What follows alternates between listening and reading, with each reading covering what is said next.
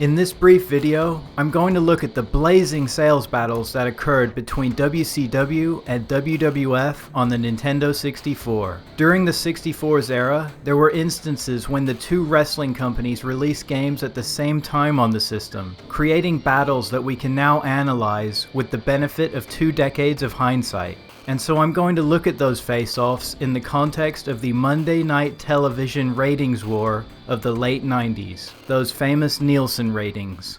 If you're old enough, think about 1997 for a moment. Allow yourself to go back in time to the Attitude Era, the NWO, D-Generation X. The late 90s were about one thing for wrestling fans: the Monday Night Television wars. It was Raw versus Nitro on TV every Monday night, and every week it was gold, unless Raw was preempted by that damn Westminster dog show. The only thing you could expect was the unexpected, like Rick Rude appearing on both shows on the same night. It was the golden age of wrestling for this generation. But the wrestling war wasn't just fought on TV in the late 90s, it was also being waged on the Nintendo 64.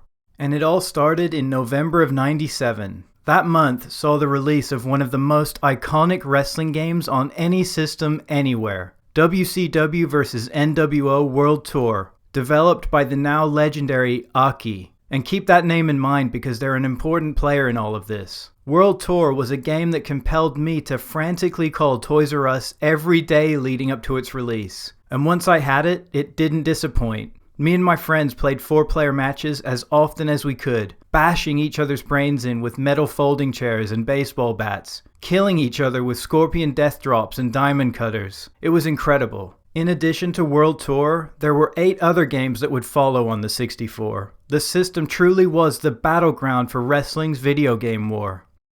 In total, there were 3 times when the companies released games at more or less the same time: the fall of '98, the summer of '99, and the fall of 2000, creating 3 instances where we can analyze head-to-head battles, and do it through the lens of the Monday Night Television ratings war. So to get us situated, let's take a quick look at the overall television ratings war during the late 90s. This chart runs from the end of '95 to the beginning of 2001. It covers the entire Monday Night War. First, WCW's ratings, where we see a clear mountain, an ascent, and then a decline, massive highs and dreadful lows. Now let's overlay the WWF's ratings, where we see a pronounced valley and then a mountain as the Attitude Era took off. Now the ratings war was very one-sided in the beginning, with WCW famously beating the WWF in the ratings for over 80 weeks, from mid-96 to early '98. But then it was back and forth for quite a while during the second half of '98, before WWF finally managed to come away with the 3 count. And it's through this overall ratings lens that we can look at the games. So let's kick this thing off from the start.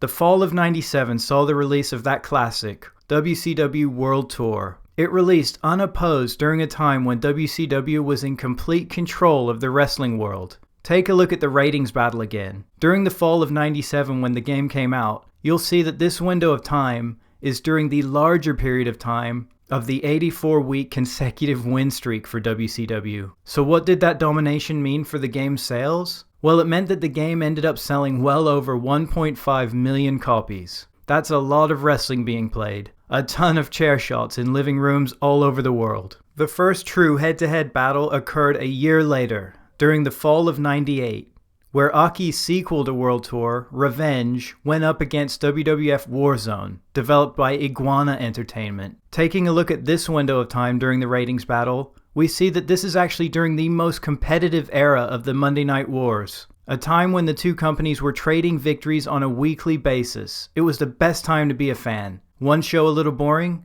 Don't worry, just flip the channel and see what the other guys are doing.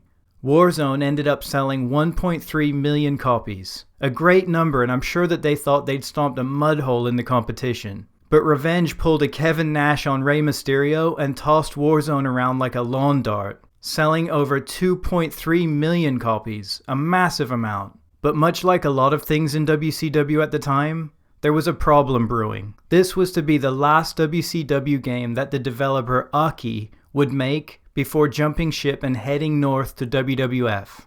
WCW Nitro came out unopposed in the winter of 1999, and you would think that that would mean massive sales, but it only managed to sell just over 200,000 copies. That low number is a little puzzling, but this one was developed by Inland Productions, not Aki, and the reviews weren't kind.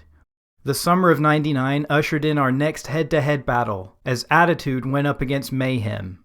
Note that these games were released during a time when WWF had taken control in the ratings battle, while WCW was tumbling and things were desperate. What would that mean for the games? Well, Attitude sold just over 700,000 copies, and shockingly, Mayhem managed to sell nearly 800,000 copies. So while WCW was losing the television ratings battle by this point, they still had a slight foot up in the game sales battle.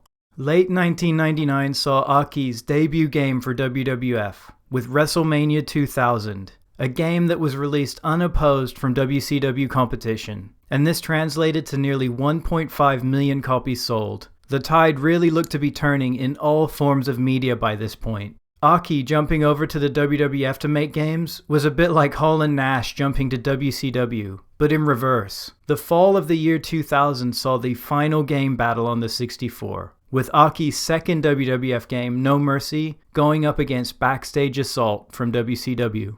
Interestingly, while the WWF was still thumping WCW in the ratings battle during this period, both companies were on a downward trend, as the Attitude Era and the NWO were both starting to run out of gas. No Mercy ended up selling about the same amount as WrestleMania 2000, 1.5 million copies, big sales. But Backstage Assault flat out tanked, with just 140,000 copies sold. WCW was truly in a shambles by this point, and it was showing on all fronts. When all was said and done on the 64, both wrestling companies could claim some level of victory. Head to head, WCW did actually beat WWF 2 times out of 3. And looking at total game sales, WCW managed to sell 5.2 million copies, slightly more than WWF's 5 million. But WCW took one more game to do that, meaning their average game sales were about 1 million sold per game, and the WWF had about 1.2 million sold per game.